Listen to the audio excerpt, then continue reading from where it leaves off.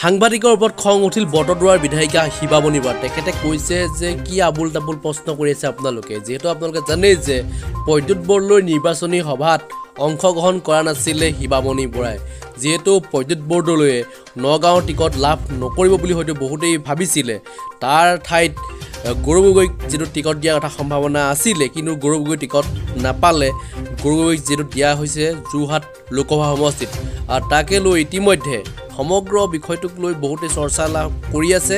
যিহেতু শিৱামণি বৰাই কিয় পৰ্যুত বৰদলৈ হৈ নিৰ্বাচনী প্ৰচাৰত নমা নাই, যে গৌৰৱ গগৈৰ লগত নিৰ্বাচনী প্ৰচাৰত যিহেতু গৈ থকা দেখি আছে সকলোৱে, তাকে লৈ ইতিমধ্যে যিসকল ভোটাৰ আছে তেওঁলোকে প্ৰশ্ন উত্থাপন কৰিছিলে বহুতেই। আৰু তাকে লৈ সাংবাদিকে শিৱামণি বৰাক সোধোতে কি কৈছে আপোনালোক শুনাই ল'ব বিচাৰিছোঁ। আমাৰ ৰেছপনচিবিলিটি আছে নাই? প্ৰচাৰ নচলোৱাৰ কিবা যুক্তি থাকিব লাগে মানে কি আবুল তাবুল কথা সুধি আছে মই বুজি পালোঁ। তেওঁ কংগ্ৰেছ দলৰ মই কংগ্ৰেছ দলৰ MLA হয়নে নহয়? তেওঁ পৰ্যুত বৰদলৈ ডাঙৰৰ কাৰণে কোনো অসুবিধা নহয়, ভাল হ'ব, ভালটো হ'ব 100%। ওপৰৰ সিদ্ধান্তক আমাৰ নিচিনা এগৰাকী বিধায়িকাই কোনোবা সাংসদ তেওঁৰ টিকেট আনিব পাৰিব নে কাটিব পাৰিব? এইটো আমি আগৰ পৰাই প্ৰচাৰ চলাইছিলোঁ আৰু 10 বছৰটো গৌৰৱ গগৈ আছিলে। গতিকে আমাৰ সমষ্টিটো আমি ইমান সুন্দৰকৈ মানে আমি গোটেই সাংগঠনিক কামবিলাক কৰি আছোঁ, কৰি থৈছোঁ। গতিকে ইয়াত কোনো ধৰণৰ পৰ্যুত বৰদলৈ ডাঙৰীয়াৰ কাৰণে কোনো অসুবিধাই নহয়, কোনো ধৰণৰ অসুবিধা নাই। কাৰণ প্ৰত্যেকজন আমাৰ কংগ্ৰেছ দলৰ কৰ্মীয়ে সুন্দৰকৈ গোটেইখন মানে বনাই থৈছে। এতিয়া পৰ্যুত বৰদলৈ ডাঙৰীয়াৰ কাৰণে কোনো অসুবিধা নহয়, ভাল হ'ব, ভালটো হ'ব 100%। কাৰ হয়? তেওঁ কংগ্ৰেছ দলৰ মই কংগ্ৰেছ দলৰ MLA হয়নে নহয়?